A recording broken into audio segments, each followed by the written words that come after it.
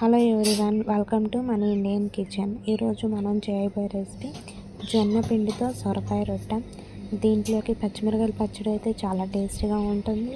ఇది కూడా నేను మీకు అప్లోడ్ చేస్తాను. మరి ప్రాసెస్ చూసేద్దాము. నేను ఇక్కడ చూడండి సొరకాయ తురుముకున్నాను. పుదీనా, కొత్తిమీర, ఆనియన్స్, అల్లం వెల్లుల్లి పేస్ట్, క్యారెట్ వీటిని అన్నిటిని సన్నగా తరుక్కొని తీసుకున్నాను. ఒక కడాయి తీసుకొని కడాయిలో వీటిని అన్నిటిని వేసుకోవాలి. తర్వాత నేను 1 కప్పు జొన్న పిండికి అరకప్పు బియ్యం పిండి తీసుకున్నాను. అలాగే 2-3 టేబుల్ స్పూన్లు శనగపిండిని తీసుకున్నాను. వీటిని తర్వాత సాల్ట్, జీలకర్ర వీటిని అన్నిటినీ యాడ్ చేశాక మొత్తము ముద్దలాగా వచ్చేటప్పుడు కలుపుకోవాలి. వాటర్ అనేది యాడ్ చేయాల్సిన అవసరం లేదు, ఎందుకంటే సొరకాయలో ఆనియన్స్లో వాటర్ కన్సిస్టెన్సీ ఉంటుంది కాబట్టి మనకి అవసరం లేదు. చూడండి, ఈ వీడియోలో చూపిస్తున్న విధంగా ఇలాగా కలుపుకోవాలి. ఒక ముద్దలాగా వచ్చేటట్టుగా వీటిని కలుపుకోవాలి.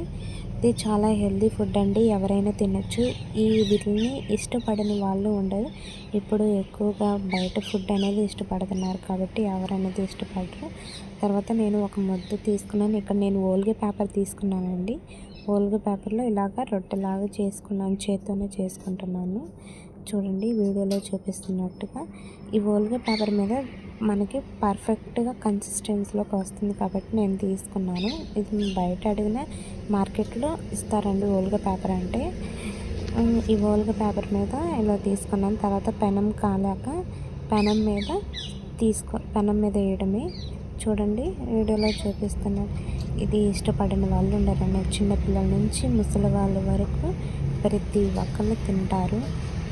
తింటుంటే తినాలనిపించే రొట్టెలండి ఇవి. జొన్నలు అనేది చాలా హెల్తీగా ఉంటాయి. జొన్నల్లోనే 2 టైప్స్ ఉంటాయండి, పచ్చ జొన్నలు, తెల్ల జొన్నలు అని. నేను ఇక్కడ పచ్చ జొన్నలు తీసుకున్నాను. మనకి చాలా టేస్టీగా ఉంటాయండి. చూడండి ఈ వీడియోలో చూపిస్తున్నట్టుగా ఇది ఎమ్మటే మనము బ్యాక్ సైడ్కి తిప్పేయకుండా బాగా రొట్టె కాలాక తీసుకోవాలి, లేకపోతే లోపల ఉడకదండి. లో ఫ్లేమ్లో పెట్టుకుంటూ నీట్గా వీటిని బాగా కాల్చుకుంటే మనకి చాలా టేస్టీగా ఉంటుందండి. తింటుంటే తినాలనిపించే రొట్టెలండి ఇవి. మీకు కూడా నచ్చినట్టయితే మీరు కూడా ఇలాగే చేయండి. నేను ఇది పర్ఫెక్ట్ కొలతలతో చూపించాను మీకు.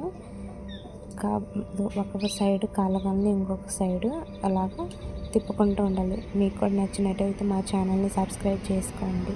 Thank you.